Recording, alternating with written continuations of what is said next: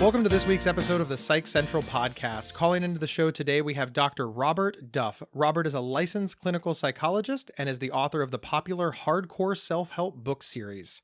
He's also a fellow podcaster, hosting the Hardcore Self-Help podcast, a weekly show where he answers listeners' mental health questions and interviews interesting guests. Dr. Duff, welcome to the show. Thank you so much for having me. Today, we're going to discuss anxiety in the modern age, and more specifically, how things like technology and social media impact our anxiety and stress levels. I think that most people don't realize that our modern world is causing us stress in other ways than just, work, relationship, and children. Yeah, I think at the very least, it's different. I wouldn't say better or worse, but certainly the internet and definitely social media, I think, are kind of some of the biggest changes to society and the way that we interact since, I don't know, the Industrial Revolution or the printing press or something like that. So absolutely, it's different. It seems like if you read back through history, every new thing was going to be the end of the world. And I remember reading about the printing press and how the printing press was going to destroy the world as we know it. And it was fascinating to read because, of course, we all love the printing press. We think that the printing press is one of the greatest revolutions in the world. And yet at the time, it was very much maligned as being a bad thing. Which leads me to my question, is that this? Are people just saying, oh no, social media and technology is the downfall of the world, and it's sort of, the sky is falling syndrome? I think that people can fall on either side of it. Sometimes people think that it's a very, very, very negative thing. For me, I'm like, well, it doesn't matter either way. It is what it is. And sort of growing up in this period of time, I think that one of our major, for lack of a better term, developmental tasks is to figure out how to manage all this stuff because there's just a lot.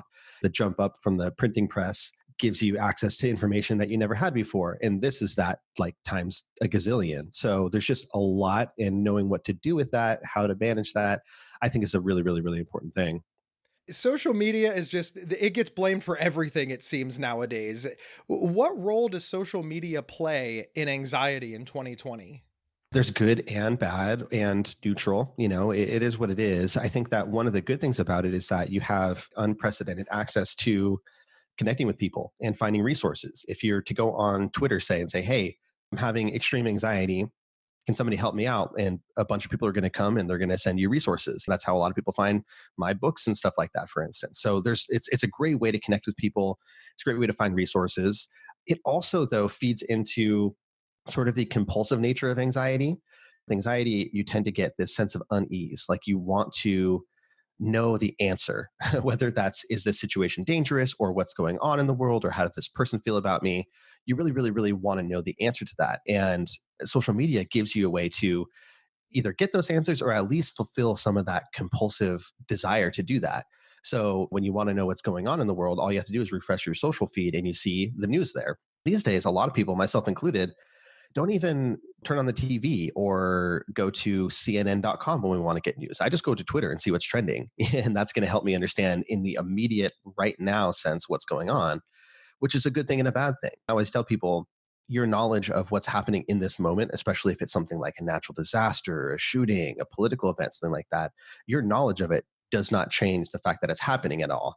But there's this, with how much information is available, there's this weird guilt that sort of sets in where if you don't know what's happening in that exact moment, you feel bad about that or disconnected somehow. And so, by refreshing your feed, by checking those things, it relieves some of that. It relieves some of that tension, which is going to lead you to do that more and more and more. So it can become a thing that's just so absent-minded. You're constantly either checking notifications, which is a whole different story, or just refreshing social feeds, trying to see what's going on. And that can certainly play into anxiety, especially if it's an issue that you already have. It's fascinating that you talked about refreshing the social feed to learn what's going on, to release anxiety. On one hand, I completely agree with you. I have done it. I have sat there on my phone when a big event has happened, and I've just hit refresh, Yep. Going through like 4 different websites, going on, like you said, Twitter or Facebook to see what other people are saying or what other people are posting. And in that moment, I feel less anxious because, after all, I'm up to date. Right, right, But then again, I'm completely enmeshed in it. Right. I'm not doing anything else. I'm not focused on anything else. I'm letting other things like work, family, friendships, joy go because I'm so engrossed in this story. And then I often learn, whether it be days, weeks, or months later, that some of the information I got was just false. Sure. There's so much pressure to have the scoop that people say, the police questioned Gabe Howard. He's a suspect. And in the meantime, Gabe Howard was the Jimmy John's delivery guy. And now the whole world believes that the poor Jimmy John's delivery guy is involved, which I imagine creates even more anxiety. How Yeah. does that all flow together? The other thing to think about with this is how it doesn't allow you to turn off. With anxiety, a lot of people, their brain is already going to be searching for signs of danger, answers to things. It's going to be sort of always on. And it's an active effort to try to get that to slow down, to rest, to recuperate. Sustained anxiety over time is really exhausting. And then you integrate something like this where you're getting the immediate information that's constantly changing. So you have to keep up with it. I can recall just recently, semi recently, I live in the area of California that has all the wildfires, these really big fires that have happened. And one of them that was closest to us happened while my wife was asleep, but I was still awake. And I had to really make the choice of, okay, do I wake her up and let her know what's happening just because she needs to know? With the knowledge that that's going to keep her up all night because she's going to be doing that refresh and continuing to Right. look and continue to get that. Or do I wait till there's a need to know part of the information? Because really, for all practical purposes, it wasn't affecting us yet at that point, and the information was only going to be more solid later on. But you really, really, really, really want to know, and that the anxiety is going to fuel that because it's going to say, "Hey, I'm trying to keep you safe. The best thing you can do here is gather all this information, try to figure out every aspect of it, and then also avoid things that would actually make a difference or make you involved somehow." So it definitely plays into it. But at the very least, I think we need to pay attention to how it affects us. And one of my biggest sort of takeaways for people is that you need to start building some self awareness about how social media plays out for you. For different people, it's going to have a different level of impact. For me, it may not be quite as big as somebody like I said, my wife, she's somebody that openly struggles with anxiety. It has a big effect on her. And so knowing when to invite that in, when to not invite that in, I think that's a skill that we all sort of need to build at this point. I'm thinking of my own social media use. Sure. And I got sucked in by everything. I had the notifications on. So when something happened, there was a ding. I had the Hmm. emails that came in. And this is the thing that I'm most ashamed of. I wanted to earn all of the badges. Social media does a really good job of telling you that you're a top poster, you're a top fan, you've made one update a Verified. day every day for 100 days, or yeah, verified is a Hmm. big one. I wanted to earn, and I'm using that word earn. I wanted to earn them all. But I've since learned, as comes with, maturity and age and better understanding, that I wasn't earning anything. It was a false reward.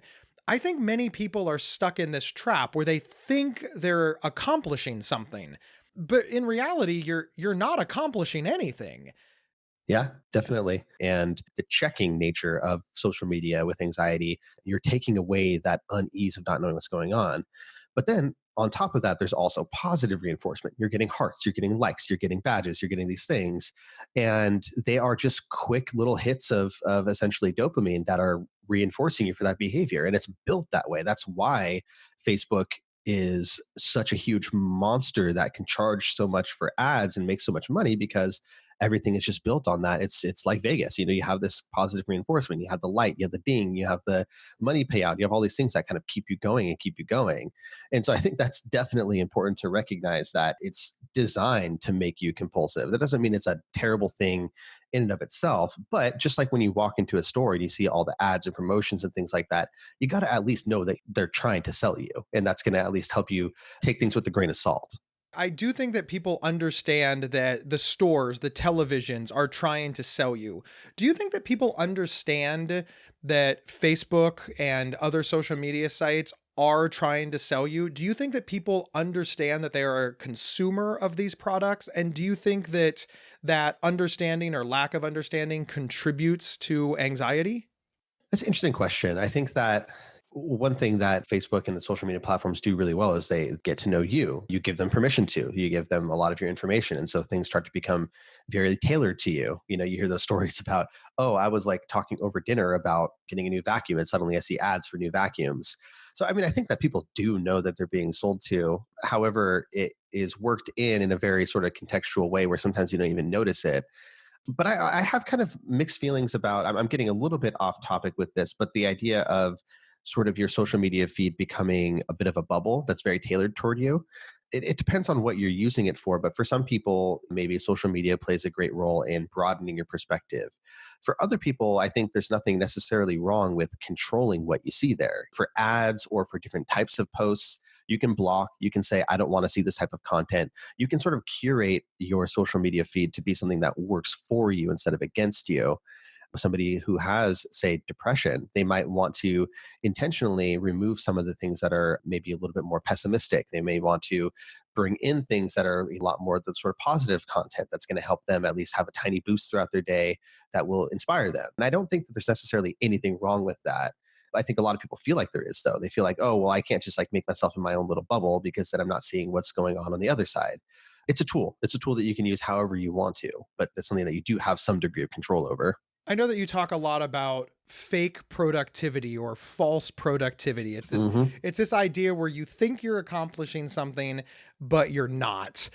Can you explain what fake productivity is? So for me, the way that I see this the most is with not necessarily social media, but like apps. There are gazillions of apps out there, and they're all trying to be the perfect tool for this thing, whether it's a to-do list or a calendar app or tracking your period or exercise, whatever it is. There's a million options for each of those things. And one thing that a lot of people do is fall down this rabbit hole of searching for the perfect tool. Oh, this one doesn't have this feature. Okay, let's keep looking. Okay, this one has a lot of great features, but not quite this one. Well, this one's too expensive. And you keep going, keep going, keep going, keep going. And at the end of the day, whatever the tool is supposed to help you with, you did nothing related to that thing. You don't have your to-do list made. Your calendar isn't updated. So you kind of spent a bunch of time going down this rabbit hole of trying to be sold on the perfect tool and didn't actually do anything with it. And for people who have anxiety, so with anxiety, the thing I always say is that avoidance is the fuel of anxiety.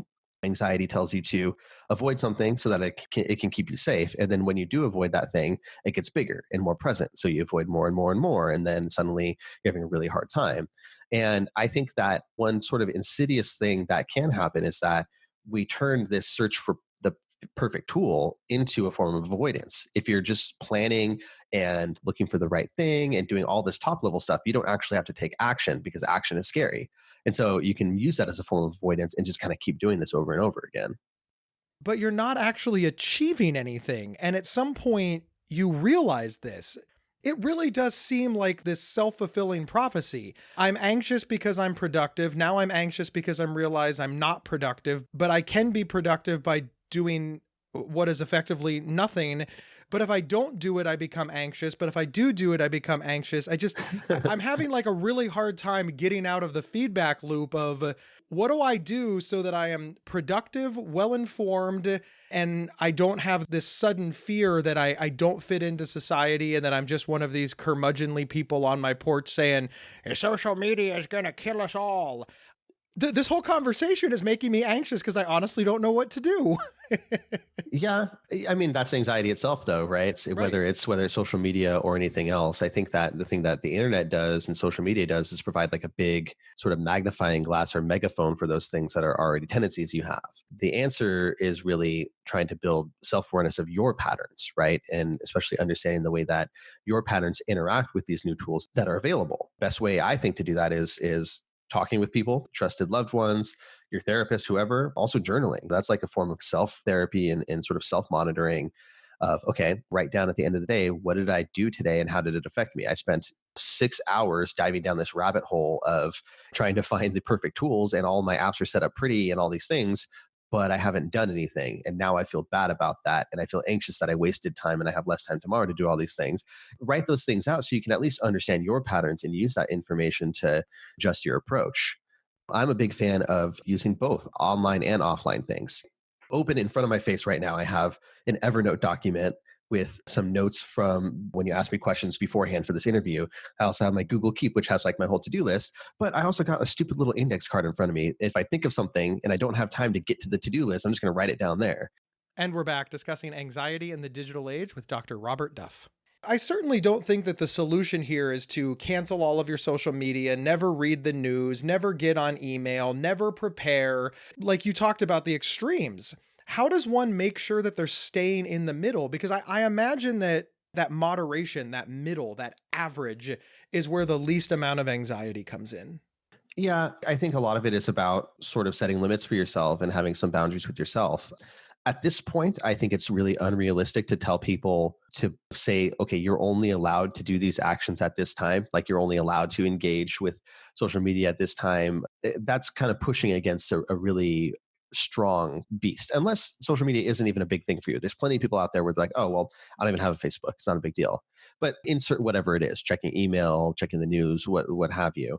It's easier though to block out times that are sacred, times that you're not doing that, actively disconnecting from the world. And I think that's really important in terms of like especially things like sleep, being able to sleep and turn off for the night. Massively important when you're dealing with mental health issues, both in terms of memory and learning the skills that you're trying to work on and build, and just giving you enough energy to get back out there and fight a little bit of the uphill battle that you've been fighting. So I'm a big fan of sort of bookending the day is what I call it. So the beginning of the day, first half hour or so, last hour of the day, disconnecting from the world, putting the phone away. And I really am a big fan of not even having your phone in the bedroom because so many people, last thing they see before they close their eyes is their phone, email, or social media feed. Then they close their eyes. If they wake up in the middle of the night, drink water, they're going to be checking their social media feed again or their email. They wake up in the morning. What's the first thing they see? They pull that out again. And really, I think that there are very, very, very few instances where that's going to be a great thing. It could be neutral. It could not affect you very much. And there's a pretty significant chance that it's going to derail you. If you're going to see something that pisses you off, something that scares you, something that you forgot about for work or whatever, last thing you need is to wake up in the middle of the night and see a work email. Okay, bye bye sleep. So I'm a big fan of in the morning, kind of taking some time before you even pull out your phone, make yourself some coffee, take a few deep breaths, write some thoughts down if you have them, do whatever you want to do with that, and then pull that out. And at the end of the night, focus inward, do some journaling. Like I said, you can do some stretching or foam rolling or deep breathing, or just enjoy an offline activity like we used to do in the olden days and try to come down a little bit and disconnect from the world so that you can drift off into restorative sleep, not having your brain running a million miles per hour. When I am in a hotel, when I travel, I keep my phone next to me because it's my alarm clock. And every single time I get up to go to the bathroom, because that phone is sitting next to my bed, I check it. Now, fortunately, 90% of the time, there's nothing on there. But 10% of the time, there's something. Yeah. There's something, and I'm up the rest of the night. And I think that people need to realize this. Now, what do you say to the people who are going to immediately fire back? Well, I have to. I Yeah. have to keep the phone next to my bed because I have teenage children are out, or my spouse works nights and might need to call. I am the emergency contact for my mother. Or, of course, my personal favorite, it's my alarm clock, and there's just no way around that. Yeah, those are all very anxious responses, right? Oh my God, what if this? What if that?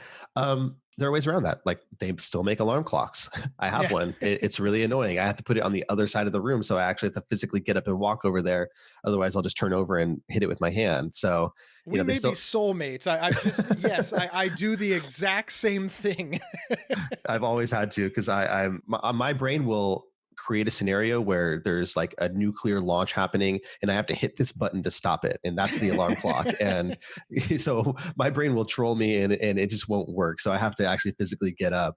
But yeah, they make real alarm clocks, and then in terms of the other concerns about what if there's an emergency, et cetera, there's a variety of ways around that.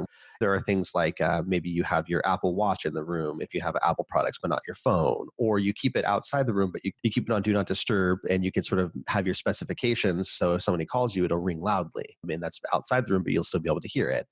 There's a variety of ways to do it. If you have teenage kids that are out for the night, maybe that's the night you make an exception and you try to be responsible with it, as responsible as you can, not keep it right next to the bed, but that's your kind of exception for the week. And the rest of the week, you're not going to have it in there. So you can do a lot with it. And those are usually just sort of knee jerk reactions.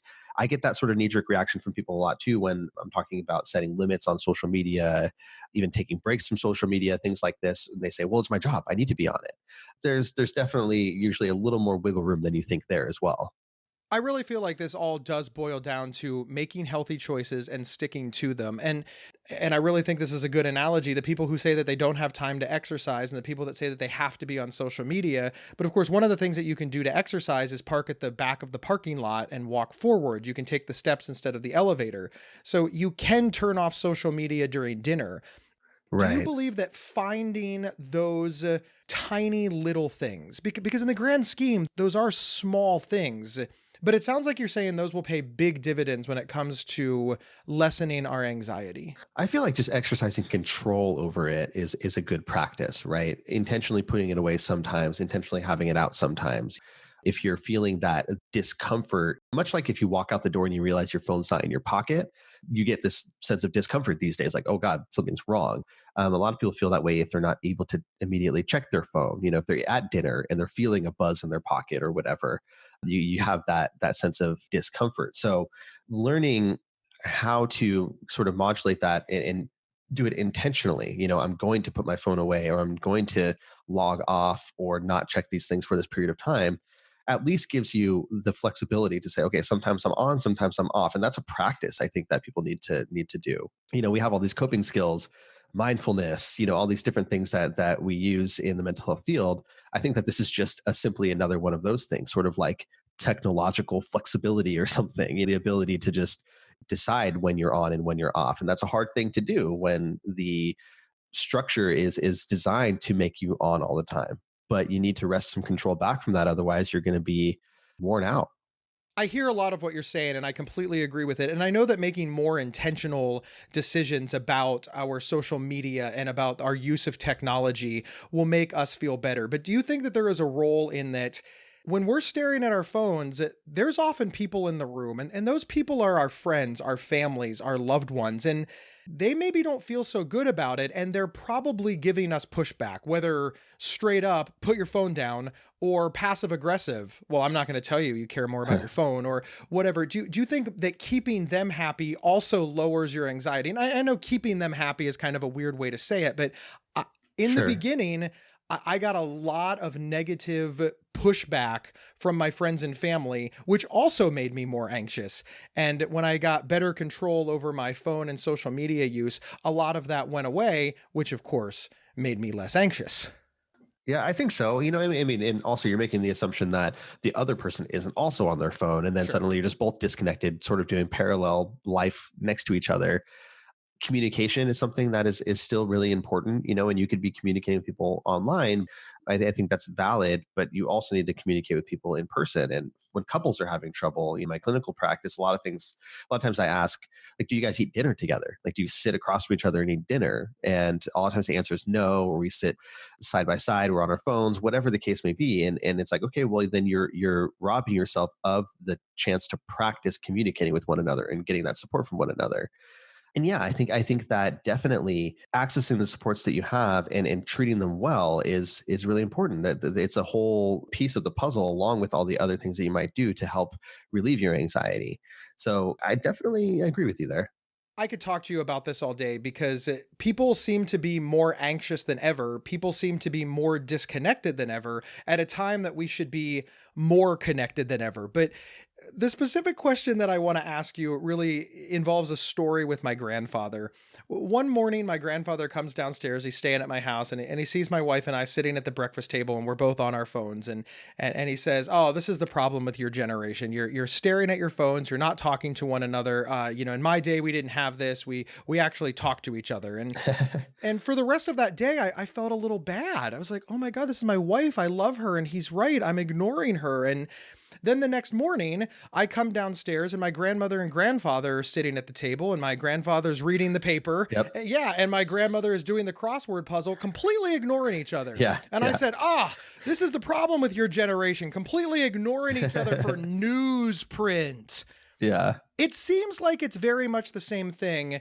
We've seen couples sit at the breakfast table ignoring each other since the beginning of time, but it does seem like technology is way more intrusive than the morning newspaper routine.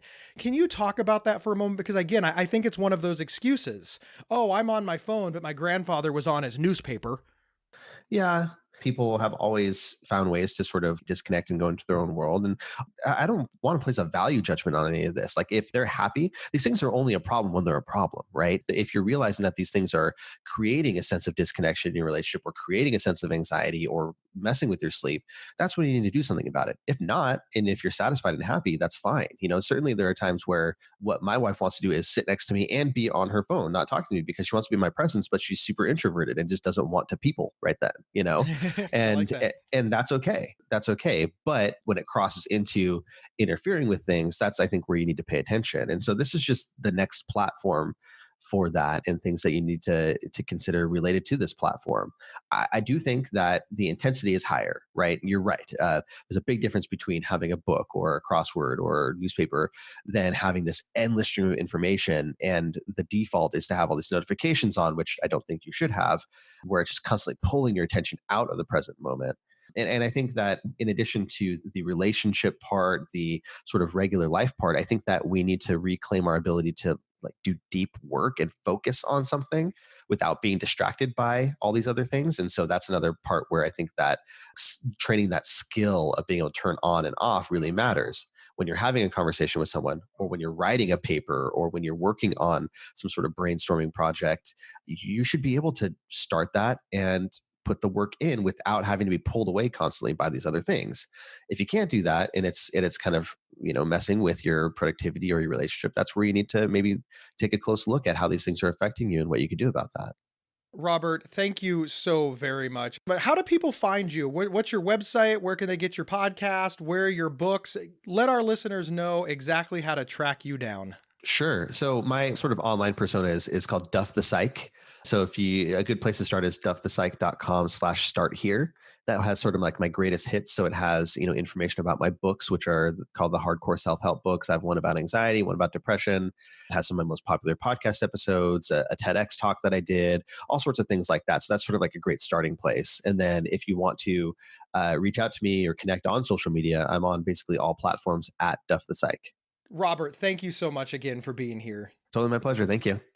Thank you for listening, and please share with your friends, family, and followers.